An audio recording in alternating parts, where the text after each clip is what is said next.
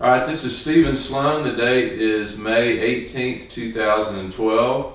I'm with Mr. Jerry B. Morgan. We're doing this interview at his home at 3001 Princeton in Midland, Texas. This is an interview with the Texas Holocaust and Genocide Commission's Texas Liberators project. Thank you, Mr. Morgan, for sitting down with us today. And Maisie is here as well, but she's relaxing right now, so we want to keep her relaxing. I want to begin by asking you a little bit about, you were telling me some about the Morgan family, but if you could tell me a little bit about your family there in Oklahoma before we get started. Well, I graduated from Enid High School, had a bunch of wonderful classmates, and I aspired. My dad told me to get a job, but go to college, whatever you did. He said the two blooming fields were entertainment, restaurants, and accounting. So I decided that I would be an accountant. Well, during my senior year, at Christmas time, my father was killed in an auto accident. We went on, finished high school, and worked at Liberator. Maisie, no, come here. I went to work at Pillsbury Flour Mill in the summertime, and it was there that my future father-in-law suggested that I might earn some money by joining the National Guard. And so I became a private in the National Guard in an artillery regiment in headquarters battery. Well, I went to Oklahoma University after I graduated from high school. Mother went with us down there, rented a large home and set up a dormitory for students. That year was a good one, successful. But in the next summer I went back to Oklahoma, back to Enid to work, and then on her way back one night, she and the lady that helped her in her housekeeping ran into the back of a wagon, horse-drawn, in the middle of the night, and then she was killed. Well, I was determined, since my dad was so insistent on my getting an education, I was so determined that I went back to school for the next year. But during that summer, I went to camp. We went from from Abilene to Louisiana for summer maneuvers. And those were serious maneuvers in preparation of what was to be induction into the Army. On the way back home, we were told that we were going to let these guys out that didn't want to go, but the rest of us would be inducted in November. So we went into the service on November the 4th, 1940. And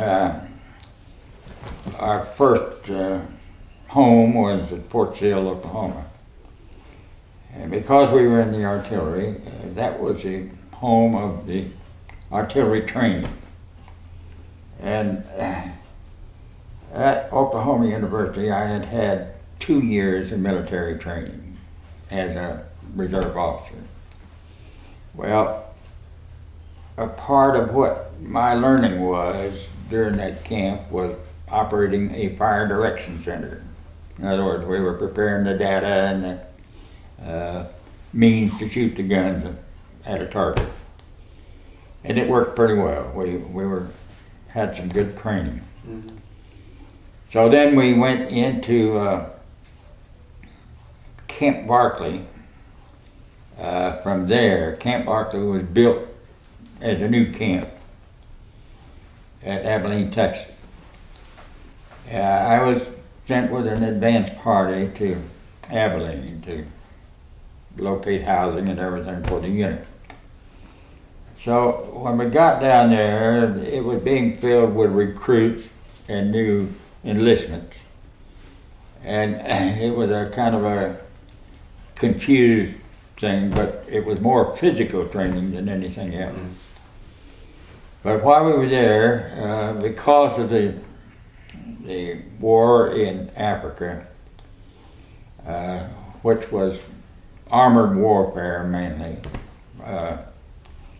the conception came to us that we should establish a tank destroyer battalion, which was a new concept at that time in the Army. Do you know the evolution of that concept, or? No, someone in the armored force came up with that design. Well, our first vehicles were half-tracks with a 75 millimeter gun mounted on them, and that became a tank destroyer. During the maneuvers that previous summer, we had practiced with that. We put a log on a pickup, and that became our gun. And we would fight with that. But the concept was there even during maneuver during that previous year. And this was in a response to frustrations they were having in the field. Yes. In the field of combat. Yes. Yeah.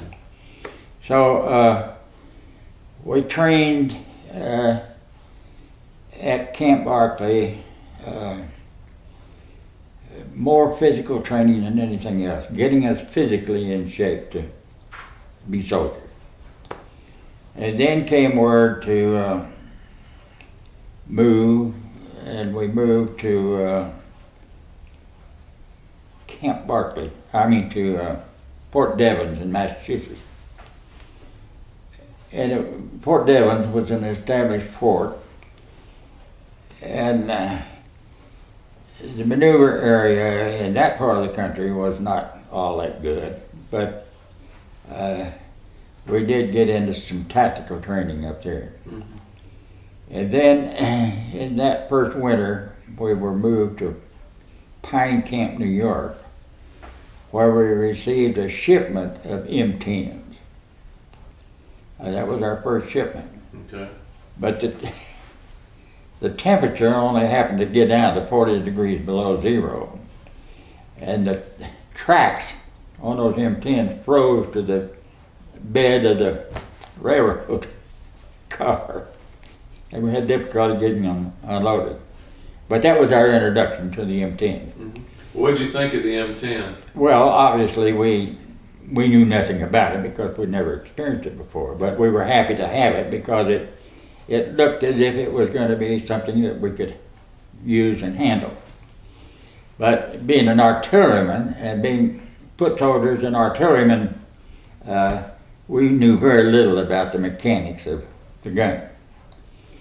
So we had been there during the winter, and just a little bit before Christmas time, there were several of us that were sent to Camp Hood. Camp Hood was the beginning of the training for the tank destroyers. While we were there, we got a good bit of tactical training of how to use and how to combat with that particular vehicle. It was good, but meanwhile the division had moved to Camp Pickett, Virginia, in preparation to go overseas.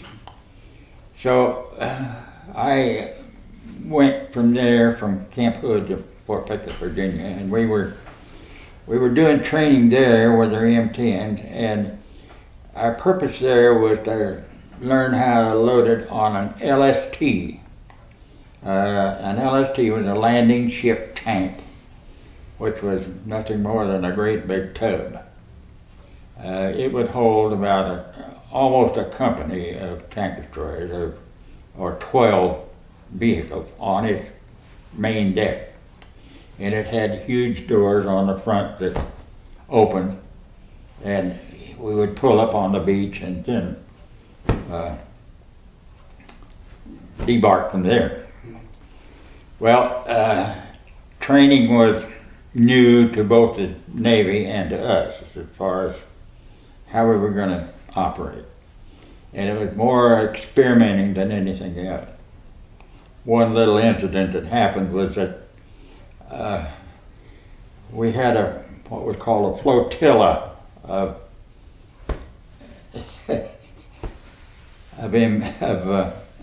the ships, and they were in command of a commodore. I don't know what a commodore's responsibility was, but he was the fleet commander. Mm-hmm.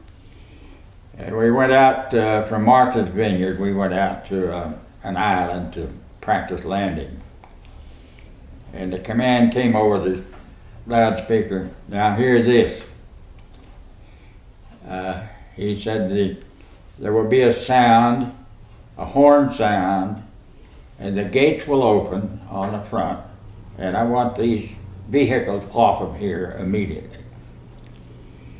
So we approached the island, and the ship hit the sand, and the horn sounded, and the doors opened, and my first tank went off. But all it was showing after he departed from the ship was a machine gun above the water. We had hit a small reef. That was the beginning of our training. But then we did more than that. And the good part of it was that a couple of years later in Europe, I got a letter from the quartermaster, from Ordnance, telling me that I owed $80,000 for that tank. I took the letter to my commanding officer and I said, "Sir, what am I to do with this? I don't have the money and don't have the means." And he said, "Well, let me take care of it," and he tore it in small bits. That's the last we heard from him. But anyway, from there we went up to Massachusetts and did some more amphibious training. And we went back to Camp Pickett and departed from there. We went aboard the vehicles were transported on LSTs, but our troops were on a cargo ship. Well, actually a luxury Swedish liner, which had been converted for Army use. And we landed at Mers el Kabir, Africa. And we got a little bit of training there. But then from there we went to, I've forgotten the name of the port where we were part of, but from there we went to Italy, Salerno. Yeah. Well, I was still a staff officer at that time, but one of the things that impressed me about war was that our ship landed and our tanks went off, and I was still aboard up on deck. And an 88 millimeter round went into the bow of a ship that was within 20 yards of us on our right. It blew a hole big enough to drive a car through. That was my introduction to the war. On that LST was an L-1 aircraft, small Cub aircraft for observation method. It wasn't harmed, but it sure did destroy that ship. Anyway, from there we went on north to various places, Benevento, Caserta. We got to the Volturno River, where everything quieted down for the Montecasino. Mhm. We were stagnated there. And they withdrew us back to Naples to load to go to Angio. And that was a new experience. We got aboard, got ashore safely, no problems whatsoever. And then our Corps commander decided that we were going to hold the land that we had acquired. Well, Angio was surrounded by mountains on the north and to the northeast. And it gave the Germans time to set up a defense against it. So we sat there for until May, being shot at and returned from shooting. I spent 515 days in combat. And the worst I ever got hurt was on Angio. I had become a company commander by that time, and I had driven one of my tanks through the backside or the shore side of a two-story building, a farmhouse. Put him inside the building to where he could shoot out the window during the day if needed, and could come out and maneuver at nighttime. So we had an aircraft that came over almost at an appointed time every night, and he would drop what was called butterfly bombs. It was a case that contained small parachute-equipped bombs that would detonate as they hit the ground. And it was an anti-personnel thing. Well, I could hear the aircraft coming, and I knew I better get into cover. Well, it was nighttime and dark, and I ran for the front door to go into the building. And someone had left a gasoline can on the steps, and I hit it with a machine. But that was the worst that I was ever hurt during the war. Yeah. But anyway, that doesn't have anything to do with the story. Well, I'd like to go back and ask a couple questions if I could. I'd like to go back. You talked about your decision to enlist in November 1940, or to not get out. You were already part of the National Guard, Oklahoma. Yeah, I couldn't get out. You couldn't get out. I was committed. Yeah, you were committed. Okay. I'd like to ask about your physical training at Camp Barkley. What sorts of things were you doing at Camp Barkley? Well, let's go back. At Camp Barkley. It was physical exercise session, and then there were some mesas around Abilene that we would put on our full field equipment and hike to those.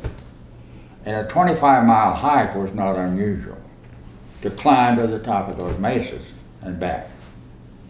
And we did that with frequency. And believe me, it puts you in shape. Yeah. Some of that equipment would weigh, as I remember, would weigh up to around 50, 60 pounds. Well, once you got to Camp Hood and you were able to really work with the M10s, what was your impression? No, there were no M10s at Camp Hood. Camp Hood? It was all theory. It was all theory at that And point. classroom about how to defend, and You got them in New York. You got them in New York. in New That's York. right. Yeah. That's right. Yeah. Well, once you were able to get the M10s, can you tell me a little bit about, you talked about tactical maneuvers you were practicing. What were some of the things you were working on? Well, we were learning the equipment, how to drive the thing in the first place. It was operated by handle. Sticks, I should say. If you wanted to turn left, you pulled the left stick, it stopped that track on that side, and this track brought you around. The top speed on it was about 30, 35 miles an hour. And believe me, when you were going that speed, you were flying in that hunk of iron. We had there was a 50 caliber machine gun that was mounted on a turret. We had to learn how to use that. The 50 caliber was new to us at that time. It had a crew of 4, a driver, assistant driver, and 2 gunners. And we had to learn the procedures that were set out for us of how to operate it. And then there was a matter of shooting it, learning how to lay the gun, how to sight it to a target, how to lay the gun and shoot it from there. Excuse me just a minute. We were talking about the operation of an M10, where you were getting trained on using the M10 tactical maneuvers with it. So. Okay, it was, of course we were limited in space as to what we could do as far as deployment of a whole battalion. And at that time we had no conception of the actual use that we were going to make of it. Mm-hmm. But the biggest thing that we learned to do, or our main effort, was to learn how to shoot it. We had 2 rounds. One was a solid slug, and the other one was a high explosive. And those rounds were entirely different in their manner of reaching the target. The trajectory was different, the effect was different. One had a fuse on it that you could set and cause it to explode above ground, or have it hit the ground and then explode. So these were little things that we had to learn. Mm-hmm. Well, I know a key feature of the M10 was how maneuverable and nimble it was. Yes, sir. Yeah. Yes. Yeah. It had a twin diesel motor. Those were, and believe it or not, those were motors that were used in cotton gin, to run cotton gin. That's what they were designed for. The gun was a 3-inch naval gun. We learned all of the characteristics of it, but the important part to us was, how are we going to do this when we get overseas in combat? Well, did you assume you were going to be doing desert warfare? Well, no, but that's all we knew. Yeah. All of the information we had was how the desert warfare had been conducted. And our training at Camp Hood, our section at Camp Hood, was characteristically using maybe a platoon at a time rather than a company at a time. So that was our main training. We were poorly trained for what was to come. Yeah. Not because of lack of facilities and people, but lack of knowledge. Yeah. Well, how was the passage over for you? The Atlantic Passage for you? Oh, elegant. Elegant. We had fine quarters, ate in a beautiful dining room. We did have some problems. We had escort equipment along with us, and there were several incidents of submarines that were in the area. I remember one incident of an aircraft that had pontoons on it that was launched, and he returned. I saw him return. It was just off of our bow, and we could see every bit of it. He landed on on our outside of the ship, but they never brought him ashore, never brought him aboard. So we don't know what happened to him, but he didn't make it. That was the only incident of any consequence that we had during the war. But the landing at Mirza Kabir was quiet, There wasn't any problem there. But the town was on a cliff. I'm going to say about, maybe 150 feet above the docks. And it was hot. And we got off of the ship on the dock and had to go up an incline up to the town. And believe me, we could use any kind of deodorant there. It was torture. And we had been 8 days without any activity at all. Yeah. And it was difficult. But when we got up to Kabir, we went into a bivouac outside of the town. And that was our introduction to the Arab people. Yeah. And everything was new to us, and we were just curious about everything. But we were treated well there by the natives. They were poor, very poor. And our guys were quick to give them chocolate bars and cigarettes and this kind of thing. So we did no maneuver training there at Mirza Kabir. And the next thing was that we made an overland hike to, I can't remember the name of that town. Anyway, we got to the port of debarkation. We were going to spend the night and embark the next day. And we were right on the shore, and our bivouac area was between a bunch of lights used to sight enemy aircraft and a gun emplacement. They were about 150 yards apart, and we were between them. And sure enough, here came our friends from Germany that night, and I had received a pair of white pajamas from my wife a couple of weeks before that, and I had those on. And I had dug a slit trench, and here I was laying in the ground in the slit trench in white pajamas. It was this light on, looking at the guy up here, and with a gun shooting at him, and I was laying right in the middle. Well, you can imagine what was going on. Anyway, we survived the night, but they did eliminate both the guns and the light. Oh, did they? Wow. Yeah. The next day we got aboard ship. But not you. No. Even though you were a pretty good target in those white pajamas. Oh, that's an excellent thought. Anyway, the next day we got aboard ship, and then we traveled overnight and landed at Salerno. It was about 8 o'clock in the morning. And then from there we went on up to Naples.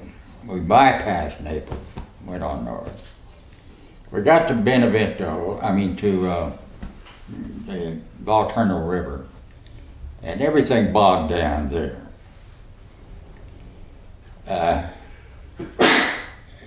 It just kind of stabilized.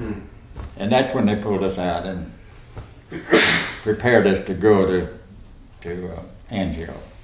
Were you facing any resistance as you went up the peninsula there in Italy? Oh, you bet. Yeah. You bet. Yeah. And that's where we began to develop this method of operation, where we put a tank destroyer. The command came from division to battalion to company. And the regiment would have an objective to reach. And when that was reached, then we would await the next objective. Well, it got to be a day-to-day's work. We would fight all day, and if we got accomplished our mission, we had to wait for orders for the next objective. And that began to develop into this combat team that we worked so well with in Europe. When we went to Angio, of course, that all changed up. We were on the defensive the whole time. one of the things that I remember well about Angio was that the artillery developed what they call time on target, which meant that every gun that could reach a target would be given an order to fire at a particular time. So when the time on target began, every gun that could reach that target would fire in interval for a distance, a prescribed distance. And if you've ever thought about what hell would look like, that's what it would look like. It just destroyed everything in the area.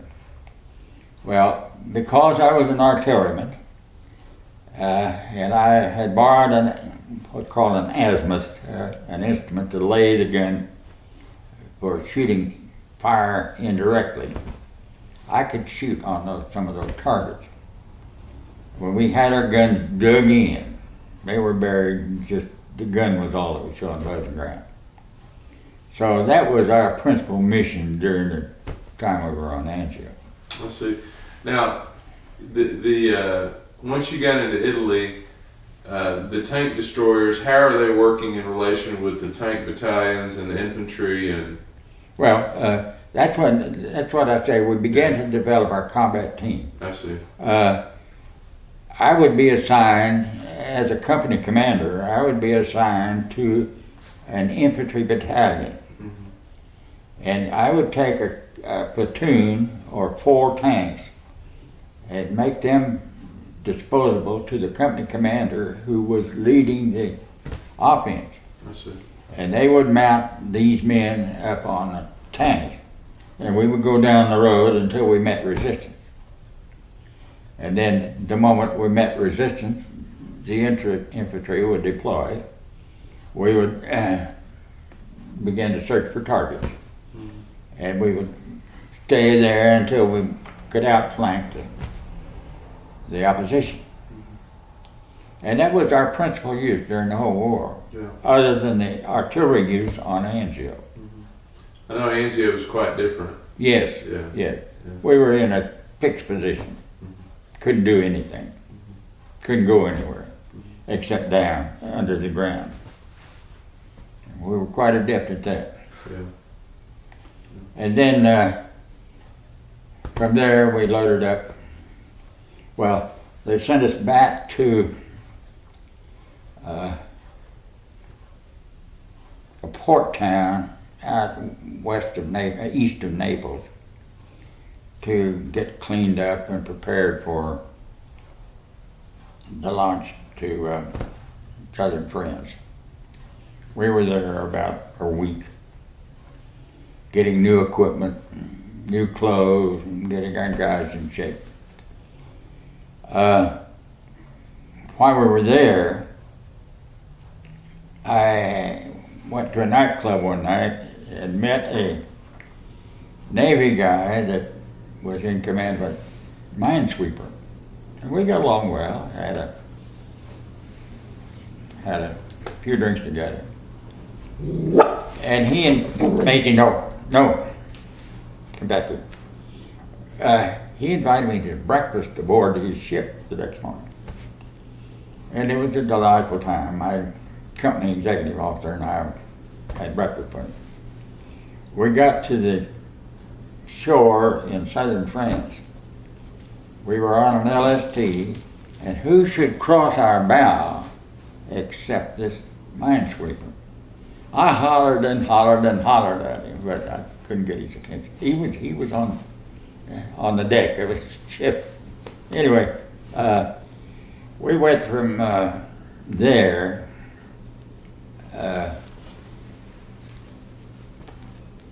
We loaded on a part of the port in Naples to go to southern France. Mm. And the landing in southern France was uneventful. We had the guns and the means in the Navy to turn the shore into rubble. Mm-hmm. And any defense there was lost. So we got ashore and started out and went north to toward Nancy, France. That was our main objective. Well, we were going on one main highway. I think it was the 179th Infantry that we were supporting. And about 20 kilometers to the west of us, the German army was in retreat, going the same direction we were. Well, we got to Mulehausen, I believe was the name of the town. And the infantry commander said, "Captain Morgan, I wish you would take some tanks and go down this road as far as you can go." Well, that road took me through the Swiss Alps. And I went to the Swiss border. I had 4 tanks. We were hanging on the side of the Alps with those tanks in it. Every once in a while I would look to see if one of them had fallen over, but we got to this little town and we couldn't go any further. But you talk about a reception. We had a beautiful reception. They were happy to see the Oh, were they happy.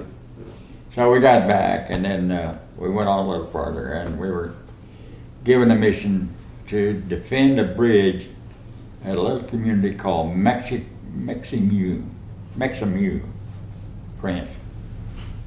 And it's written up in that book, but what they wanted us to do was to stop the Germans from coming into our flank. There was a bridge in the stream that ran through the town. And it was there that we defended quite well. Our whole company, it was the whole company, received a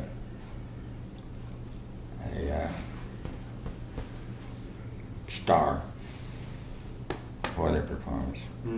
Anyway, we went on up to... So now, well, can you take me through that? Sure. Can you tell me a little bit more about that process? Yeah, that operation. Well, there was one main road from the west coming into this little town. And the road continued east towards our main road. And our objective was to hold that bridge so that they'd cross it. Well, coming into the town, there was a road that kind of curved up to the north, and then there was one that went straight through. Well, my platoon commander had deployed his tanks in the little town, in the building. And there was another platoon that was deployed up on the road that went north. Well, I had a platoon that was in the north end of the town, some distance away from the population area. And what I was concerned with was defending a stretch of road that was coming in from the west. And it was raining. And I had met the forward artillery observer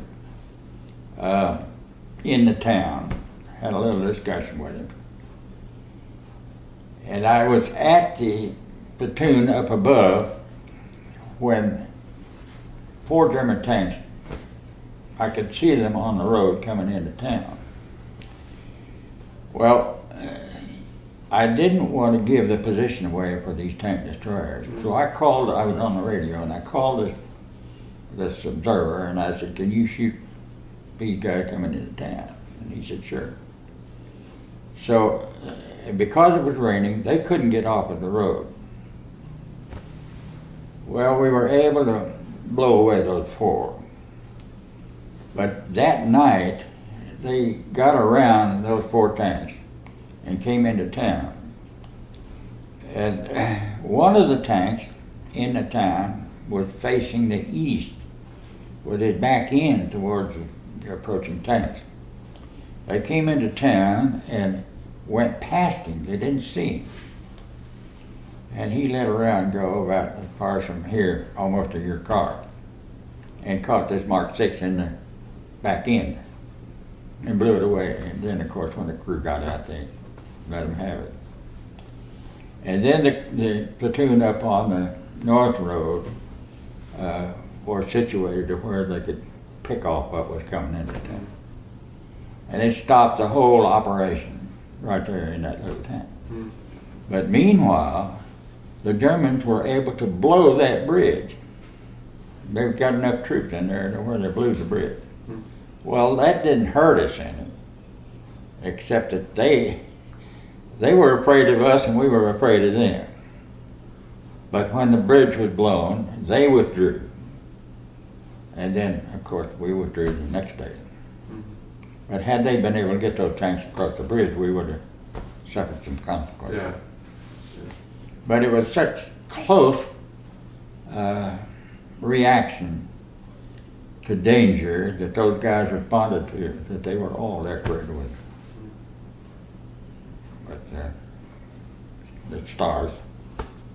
So, but the rest of it going on up was just this kind of operation that I was talking about. It would just be, we would go to an objective and then we'd get orders, go the next day. We went to, got to Nancy, and then we turned east.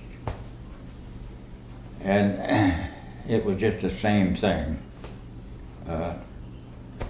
day after day. Mm-hmm. But we got to, the war was winding down, and we got to Nuremberg. And that, for us, in our sector, that was the last main scrap. We had a full day of getting shot at. And So there was a period there where they weren't offering as much of resistance, but well, they were offering resistance in every little community. Yeah. Every crossroad community had an anti-tank gun or an artillery battalion or at least a platoon of Oh, everything. really?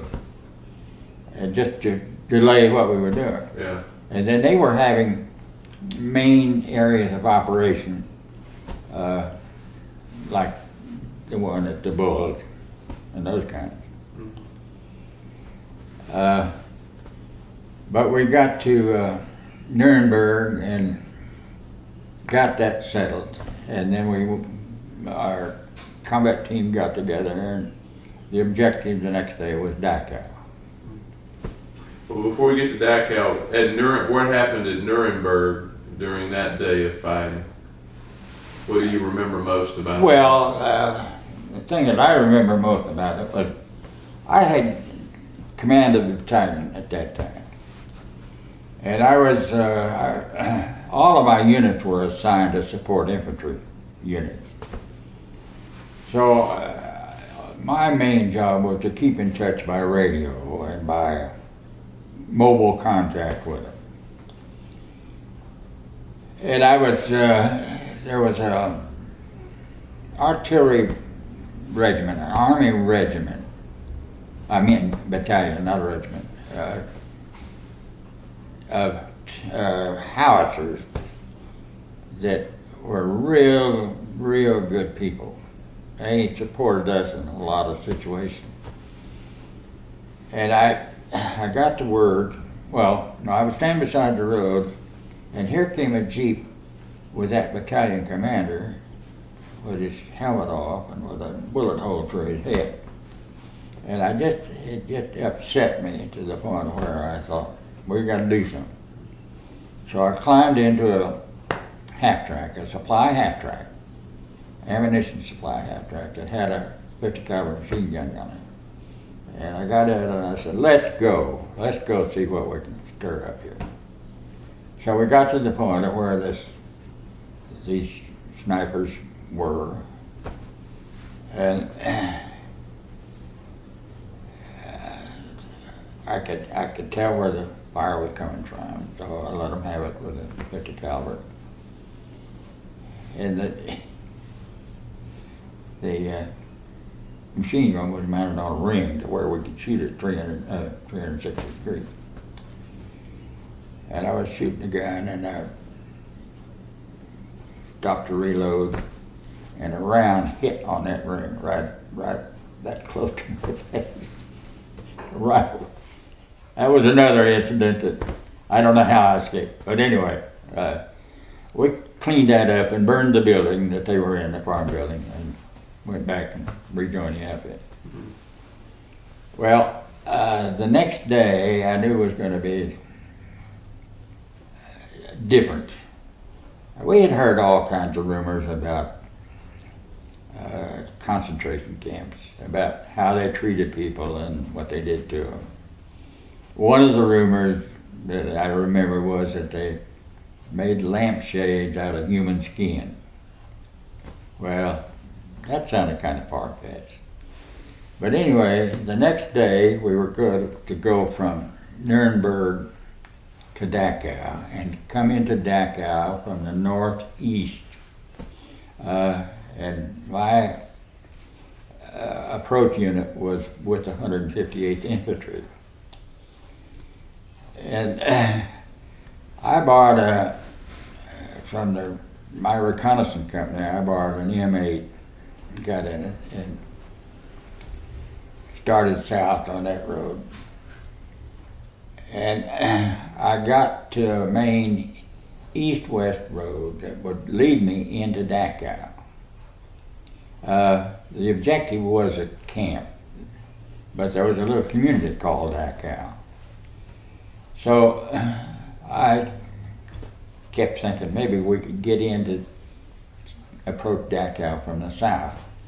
Our feeling was at this point that the German army was pretty much in disarray, and that they had decided that they were being beaten pretty badly. And we really didn't anticipate much opposition. So I wasn't too afraid of wandering off by myself. So we got into the city of Dachau, and it was a small town, but I noticed this one beautiful mansion there, about a 3-story building. And I thought, wonder if that's the Burgermeister's house. Anyway, there was a railroad. I went on past that a little bit, and there was a railroad that was headed northeast. And Dachau camp was just less than a half a mile from the town of Dachau. So I told the driver to get on the railroad track and let's see where it would take us. And it took us into Dachau. As we were going in on the railroad track, here is the main road, the main entrance into the camp from the town of Dachau. A well-paved, tree-lined road. I didn't want to go in that way because I knew that if there was any resistance, it would be there, along there. So we just kept inching our way into town, or into the camp, and where it took us was to the ovens that were a part of the camp. It was well paved on both sides of the track, and the ovens were well built, and there were 3 gondola cars there. Well, we couldn't see from where we were, we couldn't see into them, so I had the driver drive up alongside one of them. And we both got out and got up on the deck of the M8 and looked in. And believe me, the Holocaust existed. They were loaded with bodies. The bodies still had their uniforms on, but they were purposely put there for putting into the ovens. And the whole truth became evident at that time. So these are three rail cars? Yes, sir. 3 rail cars. And when you say uniforms, you mean the stripe? Yes, uniform. the stripe. Uh-huh. Well, that was enough at that point. So I said, come on, let's go move into camp and see what we can see. So we we drove along this well-paved street. I guess about, maybe 300 yards. We came to the first fence. It was about a 10-foot fence. And behind it were, as I recall, about 5 men in uniform. But they were kind of mute. They weren't exuberant or fearful or anything. They were just, just had an indifferent feeling. There were no German soldiers in evidence anywhere. I think that because of Dachau being, the previous day's battle, I think they had all evacuated. I was surprised at the low number of people that were in the quarters behind these buildings, or that we saw. To the left were some barracks-like buildings. And this idea of skins on lamps was in my mind, and I thought, let's go see what we might see. So I went into one of the buildings, and the first thing I came to was an office. It was very well furnished, neat. There was, of course, no one there. But I didn't know but what maybe later in the camp there might be some other people. And I knew that I had no business being there. There wasn't anything I could do for those people. So we turned around and went back out the main gate to the city of Dachau. And it was there that I knew we weren't going any farther than that, because other units had Munich, which was just down the road a bit. Munich would be the next objective, and we wouldn't be a part of it. Mm-hmm. So when I went out, I stopped at this house, big house I was talking about, and sure enough, it was the Burgermeister's house. And his wife was there. He wasn't there. His wife was there. And I had an interpreter, and I asked her where her husband was. She didn't know. And I said, well, okay, you have 2 hours to pack whatever you want to take with you and turn the house over to us. We were going to use it for a command post. And it was no objection, no lamentation, no nothing. We went back about 3 hours later, and the house was vacant. Beautiful place. We stayed there about 3 days until we were given further orders. When you said you went out the main gate when you left the camp, did you go through the camp to go out the main gate? No. No. I didn't really know what to expect in the camp. And of course we couldn't communicate with any of the prisoners because we couldn't speak the language. I had an interesting meeting with a fella here in Midland about, it was back in the spring. I went to a symphony concert, and behind me was a Church of Christ minister that I vaguely knew. And he introduced me to his guest, who was a German Church of Christ minister who lived in that area.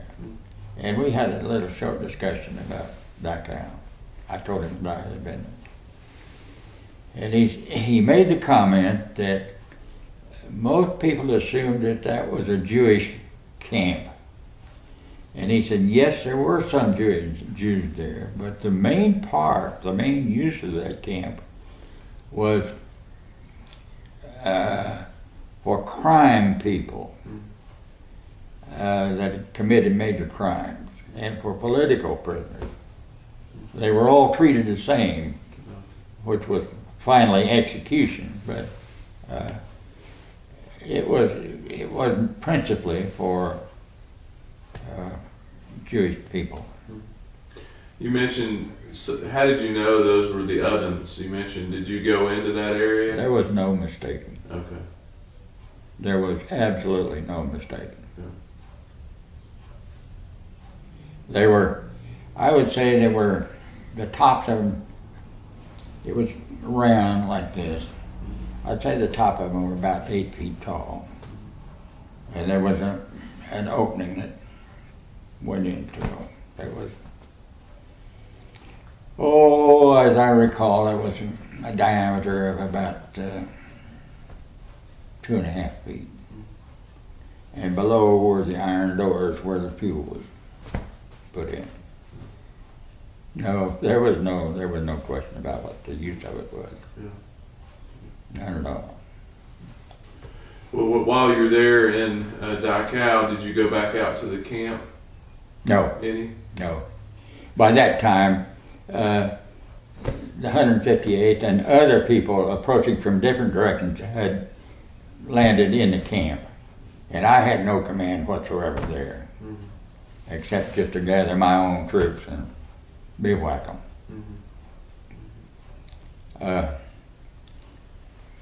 We did have an interesting incident later on. We went into Munich on this main road from Har, and we went past the railroad yards in Munich. And believe me, our bombers had destroyed those railroad yards. We went through the main part of the town, but there was not any other evidence of destruction. So they were pinpointing those railroad yards. I don't think Munich had anything of a defensive nature in its operation. And we went on down east to Berchtesgaden, toward Berchtesgaden, to a little town named Har, H-A-A-R. And that was our assigned bivouac area. Well, we went into it, and it looked like the closest thing I could compare it to would be a Kentucky pork farm. Beautiful, but it had one building that was about, I would say about 3 stories tall, and it was a studio for a sculptor.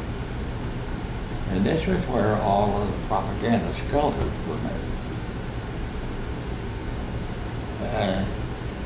The house itself was one big room, and on one end, on the entrance end, there were about 3 bedrooms up above. Well, it also had a swimming pool to it. Well, some of our guys were turned the horses loose, and one of the guys rode across the swimming pool. It looked like it had been filled in with dirt. And one of the guys rode across that on his horse, and it sounded like it was hollow underneath. So a bunch of the soldiers got their shovels out and uncovered a Mercedes-Benz Roadster that had been put in that swimming pool covered up. And it was while we were there that they brought the commanding generals of the Southern German Army to surrender. I see. At that place. We received orders one day. I guess he was from the Corps, but he said, "Major, we're going to ask you to post 2 tanks at the entrance." And he said, "I want the rest of your men to stay out of sight. Carry their arms with them and conceal themselves, but do not make appearance, because there's going to be a meeting." We didn't know what the meeting was, but we later learned that it was a surrender of Southern Army. And you mentioned Major, we skipped your promotion. You got a promotion in April. Yeah, as I was telling you, my battalion commander was the son of Warren Austin, who was the UN representative. And he had become pretty well acquainted. So they thought he would be a good guy to come home and sell bombs. And that was when I was made battalion commander. So you can say I was the first man in and the last man out. Literally, I was the last man out because I developed a green apple tummy ache, and it turned out to be a appendicitis. Oh no. And I was there 6 weeks longer than I was supposed to be. Well, I want to ask you about VE Day, when you heard of the German surrender. What are your memories of that? Well, nothing in particular, because we were seeing the German army decimated. We knew that they couldn't last. And it was just a matter of time before they began to surrender and give up what they had. And what they were trying to do was to protect the guys that were left. Mm-hmm. We had already begun to capture large amounts of it. And while we were at Dachau, there was a prison camp, a German prison camp, that our guys had established just a little ways from Dachau. And they had them in an open field. And there were guards, they had some half-tracks with machine guns on them at the corners, and they had guards that were patrolling the perimeter. Well, one of my first sergeant of my A company that I had commanded went to that camp to see if he could find somebody that could cook. And he found a German that had lived in the Bronx. And they turned him loose. He talked him out of it, and they turned him loose, and he came to the house of that guy to cook for us. A real nice guy. Hmm. Well, of course, when we had orders to leave, we had to take him back to the camp. But this was kind of what was shaping up at the end of the war, and VE Day didn't turn us on at all. Mm-hmm. All we were interested in was getting home. Yeah. So they had a point system. You gained points for time, for combat time, for different battles, and this kind of thing. And you had to have 70 points to be among the first to be sent home. And I'd only accumulated 128 points. And I was ready to be among the first when I got this tummy ache.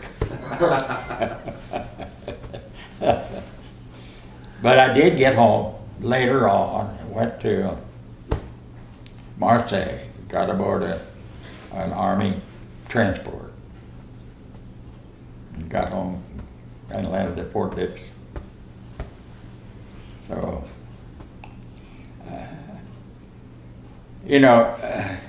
it's hard to describe what your reaction is to all that. I had never had any desire to talk about it because I saw one of my very good friends get shot through the heart standing next to me. And I thought, how in the world am I ever going to explain what happened to this guy? I was placing the blame on myself for him being there. I was a company commander, and he was a staff officer, come to see what was going on. Well, another thing that happened, I had a platoon commander that was a real quiet type, very efficient, and a good commander.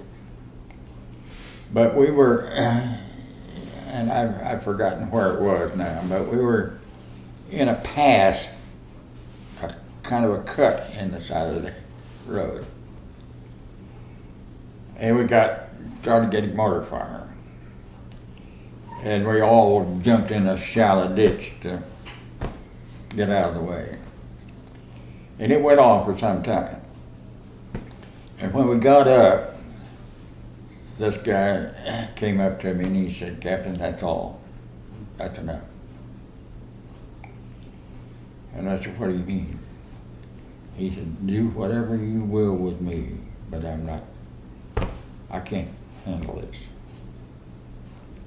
Well, I could see what his problem was. He just gave up. He couldn't, and I called the medics and had him evacuated. I never knew what happened to him after that. But he literally had more than he could handle. Yeah. But on some level, you understood what he meant. Yes, yes. So, you're reluctant, after you go through those kind of experiences, you're reluctant to even recall, let alone talk about it. Yeah. But after this passage of time, you look back and say, well, okay, so we survived. Well, a lot of the liberators that we've talked to have had difficulty talking about them, but I think the statement that you made when you looked into that rail car and you said there was a Holocaust, it's important that that's recorded and it's important that that's remembered. And so that's one of the reasons why it's important for you to talk about it. Well, afterthought was, and this was evidence that the war was at an end. I began to think about, well, how long had those people been in there? They couldn't have been in there over 24 hours. Otherwise, they would have begun to spoil. They were still in their clothing. So our timing there was such that, oh my gosh, panic set in and they took off. And this was what they were doing at the time they took off. But this was evidence that there was a Holocaust. Now, we had not been exposed, in my organization, we had not been exposed to anything but rumors up until this time. And those rumors were kind of wild and woolly and went in different directions. And you never knew what was exact and what wasn't. But that answered all of the questions you might ever have. Did it shift for you what the war was about?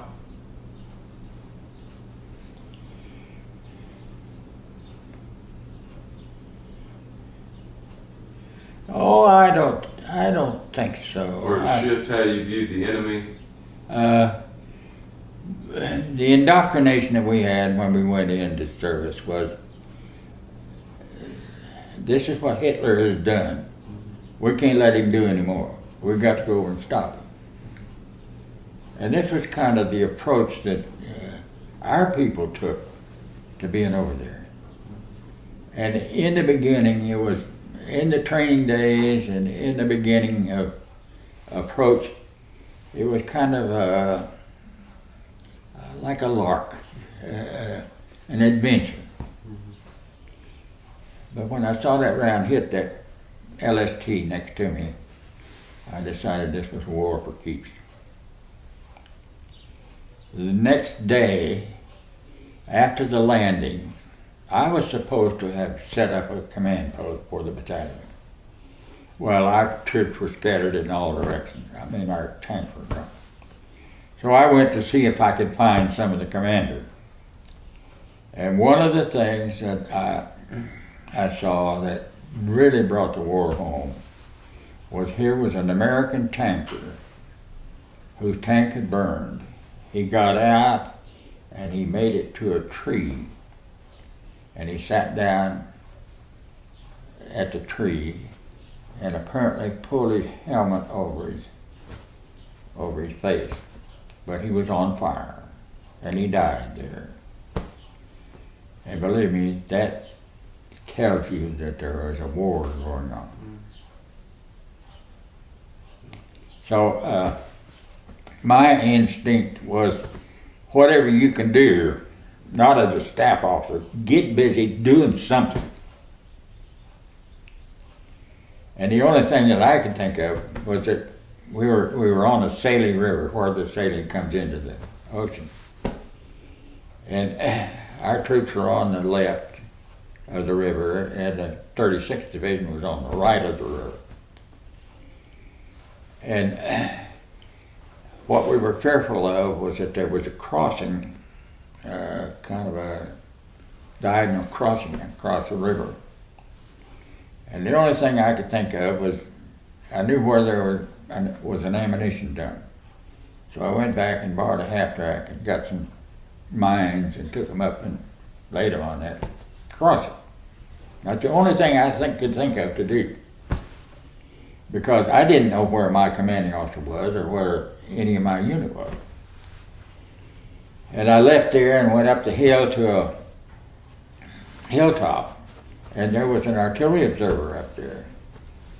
And I said, what's your principal target? And he said, well, it's just target of opportunity. And I said, could you fire an interdiction on that crossing down there? Well, I don't know, that's pretty close. And I said, well, there is a possibility that the Germans will come across that thing, or try to get across it tonight. If you can register on that to where you can shoot at it if something happens, it sure would be good. Well, let's try it and see. He said, now the only problem is, I don't know whether that round will clear where we're standing. Want to take a chance? And I said, sure, let's go.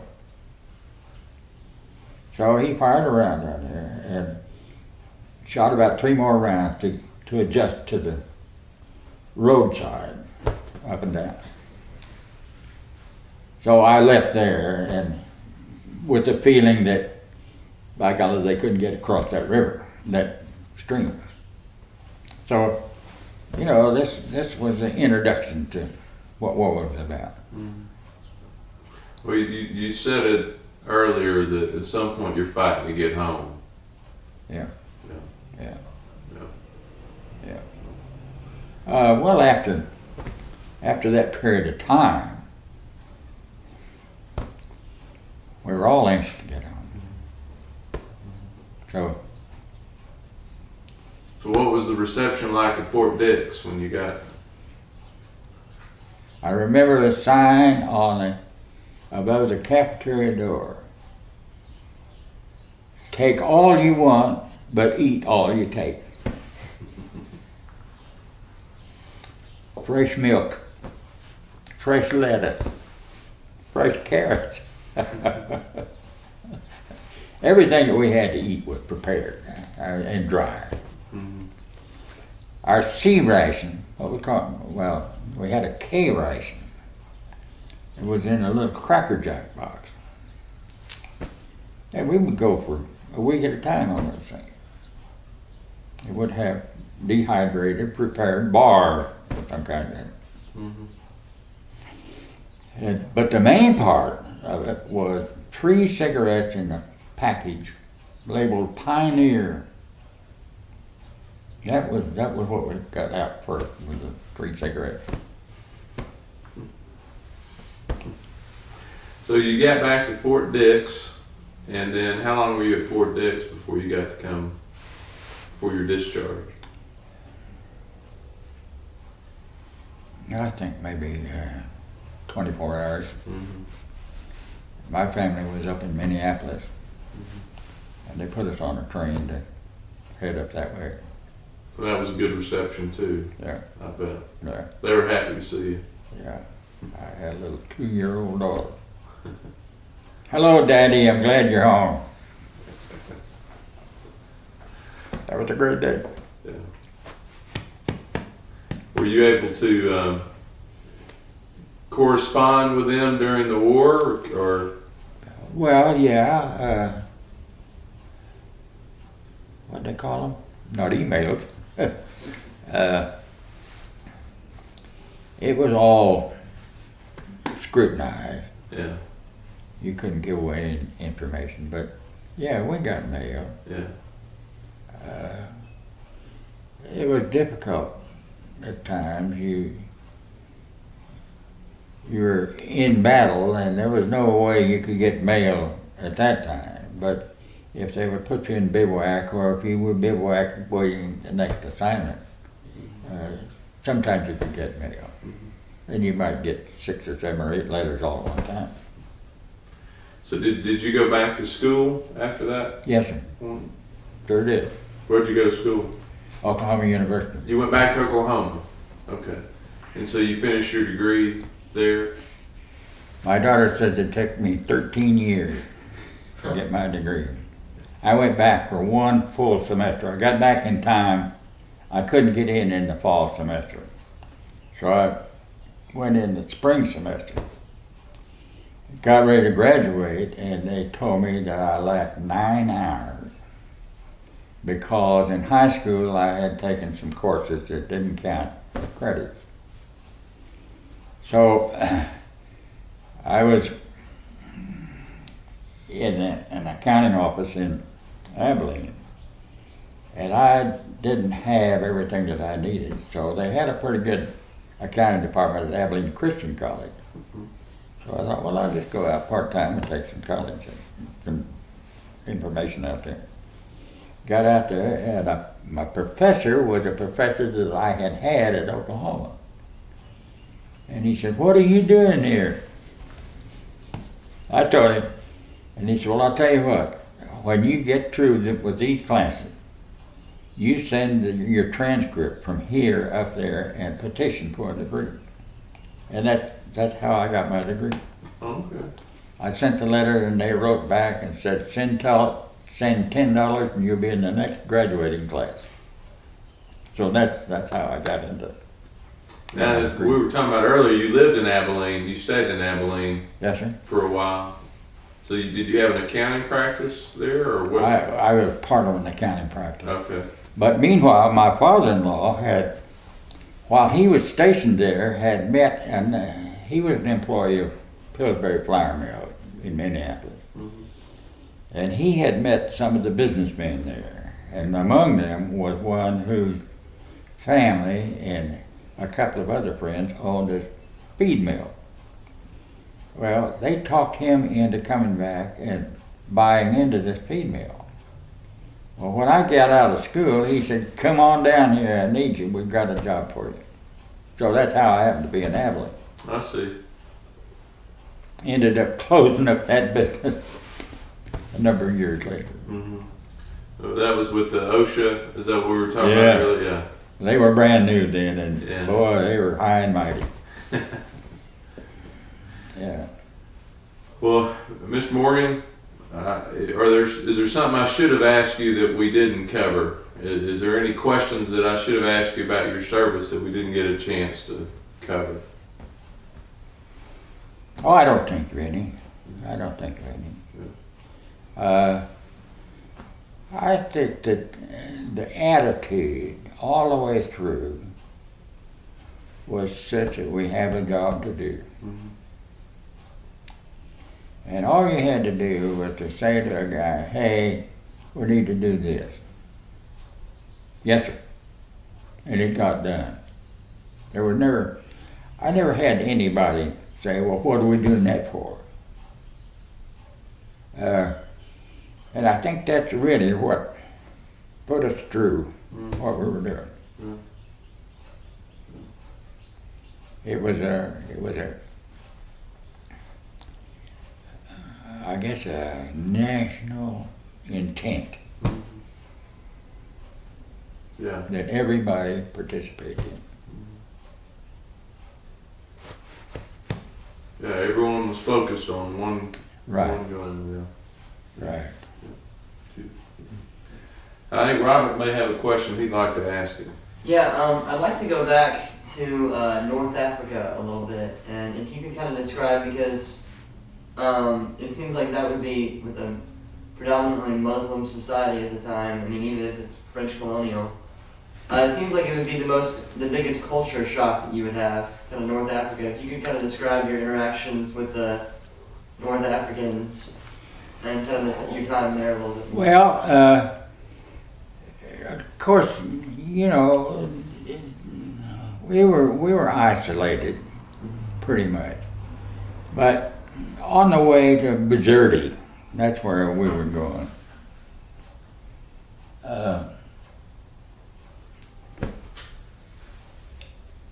We camped, we bivouacked one night, and we had a guard posted. We had the whole battalion in one area, and we were sleeping on cots, believe it or not. The officers had cots with them, of all things. Well, we set up camp and had dinner. The mess made dinner.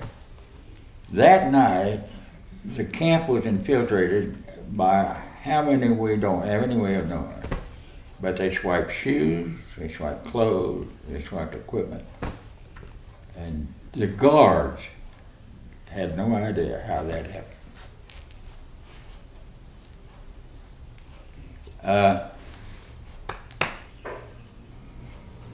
We had very little contact with them, as a matter of fact. But that was the one experience that we had. But I do remember, while we were in that bivouac area, I remember a Arab lady walking down the road with a jar that had to be that high, sitting on a towel on the top of her head. And she was walking at a normal pace. And whether that was full of water or not, I don't know, but she was well practiced at what she was doing. But this was kind of the way they were living in that day. I think they're doing better today, but I did have one occasion to be, my company was attached to the, what they call a 2nd DIM, which was an Arab battalion. And they told a story about those guys that at night they would go up to enemy lines and they would rub their hands over the helmets of the enemy. And if it was smooth, they cut their throat. If it was sandy, it was an American. Now that was the story that was told. But that's how stealthy those guys were. And they were unique in the whole theater of operation. They were moved around, but they participated. So there were some incidents in the war that were good ones. Well, Mr. Morgan, we want to thank you for your time, but we want to thank you for your service. But what I want to do is to take you guys out to We're going to go out there with you for lunch. So okay. thank you. Okay.